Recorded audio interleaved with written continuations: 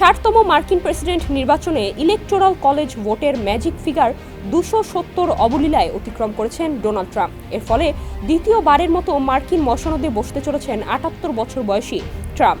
জয় নিশ্চিত হওয়ার পর থেকেই তার শপথ গ্রহণ নিয়ে আলোচনা শুরু হয়েছে। ট্রাম্পের দ্বিতীয় মেয়াদে শপথ অনুষ্ঠানে বিশ্বের কোন কোন নেতারা আমন্ত্রণ পাবেন তা নিয়ে এখন আলোচনা গোটা বিশ্বে।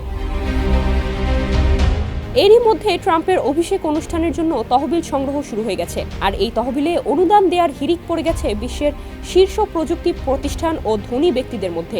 এরই মধ্যে ট্রাম্পের অভিষেক অনুষ্ঠানের তহবিলে রেকর্ড পরিমাণ অর্থ জমা পড়েছে, যার মধ্যে মেটা ও অ্যামাজন উভয় প্রতিষ্ঠানই অভিষেক অনুষ্ঠানের বিশেষ তহবিলে $10 লাখ অনুদান দিয়েছে।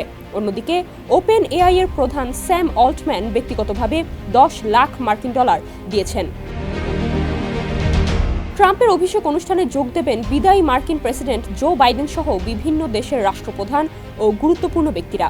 অনুষ্ঠানে প্রযুক্তি দুনিয়ার অনেক তারকাও অংশ নেবেন বলে জানা গেছে। অভিষেক অনুষ্ঠানে মেটার প্রধান নির্বাহী কর্মকর্তা মার্ক জাকারবার্গ, ওপেন এআই এর প্রধান নির্বাহী কর্মকর্তা স্যাম অল্টম্যান, উবারের প্রধান নির্বাহী দারা খসরো শাহী সহ বিভিন্ন প্রযুক্তি প্রতিষ্ঠানের শীর্ষ কর্মকর্তারা অংশ নেবেন বলে আশা করা হচ্ছে।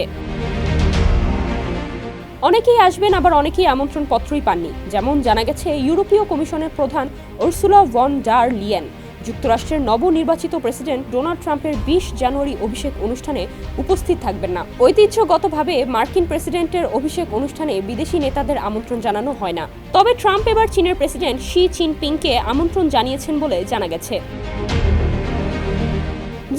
আমন্ত্রণপত্র পাওয়ার পরেও অনুষ্ঠানে যোগ দেবেন না চীনের রাষ্ট্রপতি শি জিনপিং। তার বদলে একজন উচ্চপদস্থ কর্মকর্তা অনুষ্ঠানে অংশ নেবেন বলে ট্রাম্পের ট্রানজিশন টিমকে জানিয়েছে বেইজিং। গুগলের প্রধান নির্বাহী কর্মকর্তা সুন্দর পিচাই, অ্যাপলের প্রধান নির্বাহী কর্মকর্তা টিম কুক এবং অ্যামাজনের প্রতিষ্ঠাতা জেফ বেজোসের মতো প্রযুক্তি দুনিয়ার অন্যতম তারকারা মার্কিন প্রেসিডেন্ট নির্বাচনে জয়ের পর ট্রাম্পের সঙ্গে দেখা করলেও অভিষেক অনুষ্ঠানে অংশ নেবেন কিনা তা এখনও নিশ্চিত করে বলা যাচ্ছে না।